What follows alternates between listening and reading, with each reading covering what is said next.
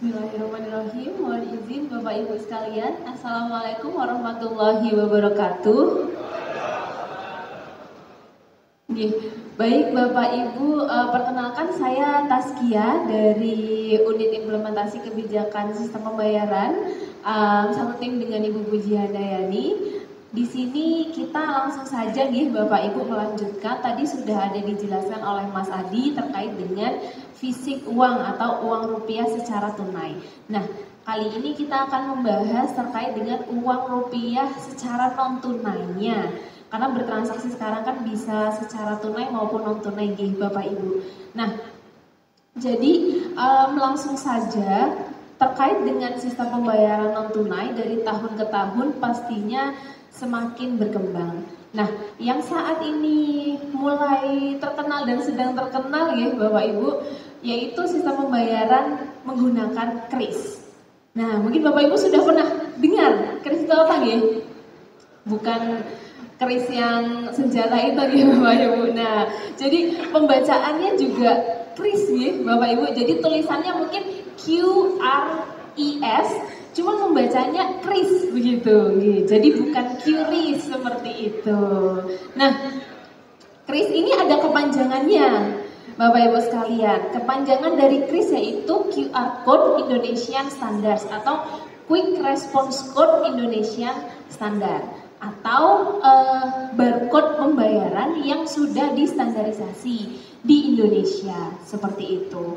Nah, untuk cara pembayaran menggunakan kris sendiri ini sekarang sudah sangat mudah Mungkin kalau sebelumnya pembayaran non tunai itu masih menggunakan kartu, yang mana mungkin kartu kita juga harus membawa kartu yang biasanya disimpannya di dompet Bapak Ibu. Nah, sedangkan sekarang mungkin kita lebih sering memegang handphone daripada memegang dompet begitu, karena handphone sekarang sudah bisa untuk berbagai macam hal termasuk bertransaksi. Nah, kris sendiri bisa digunakan untuk bertransaksi tidak hanya untuk jual beli di toko, tapi juga bisa digunakan untuk berdonasi. Salah satunya juga bisa untuk infak di masjid, seperti itu. Nah, cara penggunaannya karena kris tadi yaitu barcode QR yang sudah distandarisasi, maka QR code tadi bisa digunakan di segala jenis aplikasi pembayaran, baik itu mobile banking maupun dompet digital. Jadi pembayarannya nanti jika ada jemaah yang datang ke masjid bisa bersedekah atau berinfak menggunakan kris, itu tidak perlu mencari tahu krisnya ini dari bank apa, seperti itu. Jadi dari semua aplikasi pembayaran yang ada di handphone Bapak Ibu itu sudah bisa digunakan untuk bertransaksi. Termasuk saya sendiri juga kalau misalkan sedang ke masjid begitu biasanya kalau melihat di kotak infak mencari apakah ada krisnya atau tidak.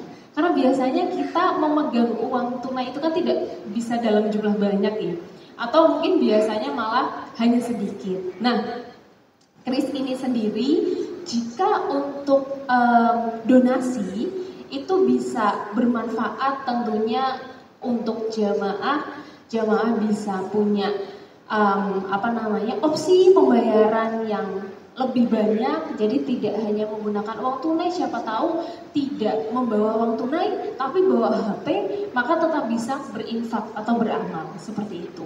Nah, dari sisi pengurus masjid sendiri, penggunaan kris ini tentunya akan memudahkan pencatatan juga, karena tanpa dihitung secara manual otomatis akan masuk catatannya begitu Bapak Ibu. Karena biasanya kalau menggunakan uang tunai, uang rupiah kan nanti akan dikumpulkan dulu begitu dari kotak infak dikumpulkan dulu, kemudian dihitung baru bisa dilakukan pencatatan. Nah, kalau menggunakan kris itu lebih mudahnya adalah langsung masuk ke pencatatan rekening masjid itu sendiri, seperti itu.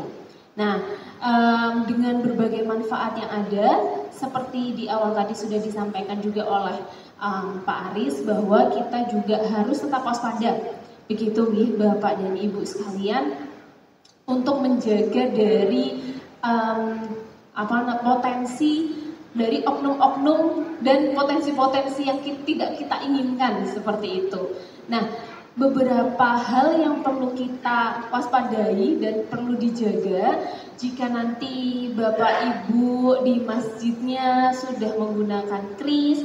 Mohon dengan sangat seperti menjaga rupiah tunai, maka kris ini juga salah satu alat pembayaran atau sistem pembayaran secara non tunai yang juga bisa untuk digunakan bertransaksi, maka harapannya juga bisa dijaga ya Bapak Ibu. Dijaganya bagaimana? Dijaganya mungkin nanti bisa dilapisi dengan akrilik, begitu secara berkala boleh Bapak Ibu dicek krisnya itu, karena tadi seperti yang sudah disampaikan, ketika kita scan kris akan muncul nama rekening pemilik rekening dari krisnya itu sendiri. Nah, secara berkala bisa dicek untuk memastikan bahwa krisnya ini sesuai. Nah, kenapa disimpan dengan baik? Untuk menghindari adanya kerusakan atau luntur gitu.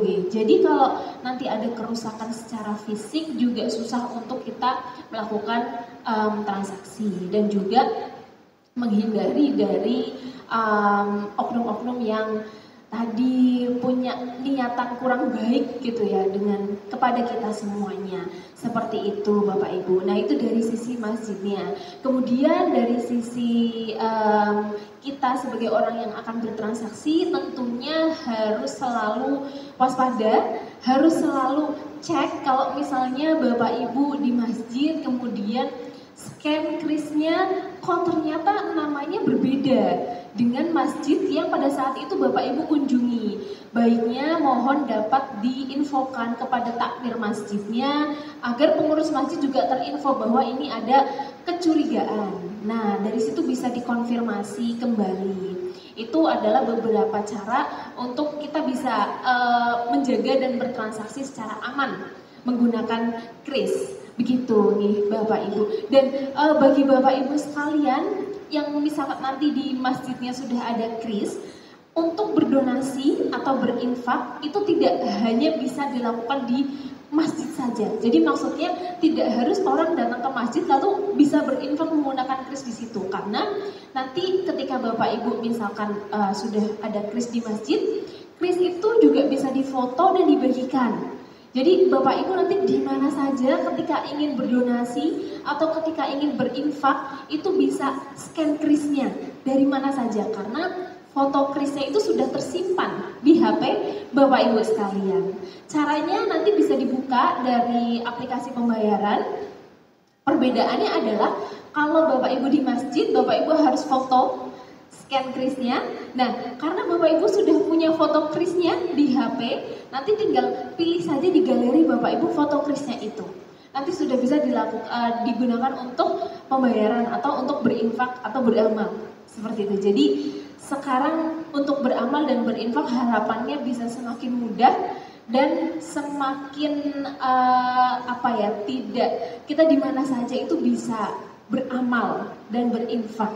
Seperti itu Bapak Ibu. Tentunya dengan kecanggihan teknologi kita juga harus tetap cerdas dan pintar dalam bertransaksi secara digital atau secara non tunai. Seperti itu Bapak Ibu sekalian mungkin yang bisa saya sampaikan terkait dengan sistem pembayaran non tunai atau kris. Nah, nanti jika ada pertanyaan monggo saja ditanyakan, insya Allah akan coba kami jawab. Nah, mungkin di sini sedikit menyinggung saja Bapak Ibu bahwa di Bank Indonesia kami ada pelindungan konsumen Bank Indonesia, atau tagline-nya dari Bank Indonesia itu ada PEKA, yaitu peduli, kenali, dan adukan. Nah, sebetulnya semua ini tadi sudah saya sampaikan di awal ya.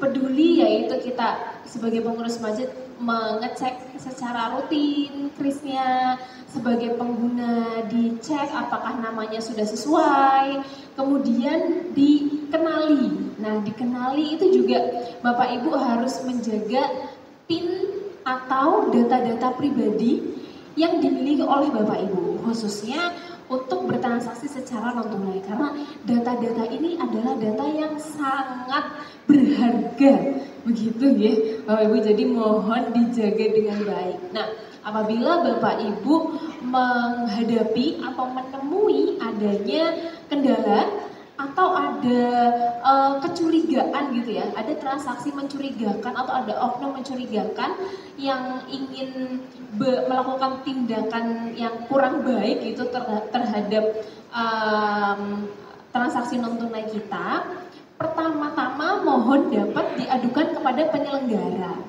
Penyelenggara di sini yaitu perbankannya, Bapak Ibu. Jadi ke perbankannya terlebih dahulu atau penyedia jasa pembayaran non bank itu tadi. Nah, jika dari situ belum menemui solusi, maka Bapak Ibu bisa melanjutkan ke Bank Indonesia. Ada kanal Bank Indonesia yaitu BI Bicara di 131. Seperti itu Bapak Ibu. Nah, semoga tidak terjadi di kita semuanya hal-hal tadi yang tidak kita inginkan, namun kita juga harus tetap paham dan waspada. Kita harus tetap mengetahui bagaimana apa-apa saja yang bisa kita lakukan jika kita menghadapi hal-hal yang seperti itu tadi. Begitu mungkin dari saya Bapak Ibu sekalian, karena keterbatasan waktu juga kita di sini, semoga nanti bisa berdiskusi lebih lanjut dengan Bapak Ibu sekalian. Terima kasih dari saya, mohon maaf apabila ada salah-salah kata. Saya izin mengakhiri. Wassalamualaikum warahmatullahi wabarakatuh. Waalaikumsalam warahmatullahi wabarakatuh. Terima kasih Mbak Taski atas materinya tentang sistem pembayaran dan perlindungan konsumen. Tadi Bapak Ibu sekalian sudah memperhatikan, sudah menerima materi tentang rupiah, jadi dari sisi tunai maupun sisi non tunai. Baik, selanjutnya adalah materi dari Chris Merchant yang akan disampaikan oleh Bapak Zain Asegaf, Area Manager Bank Syariah Indonesia Area Solo. Kepada Bapak Zain Asegaf, kami persilahkan.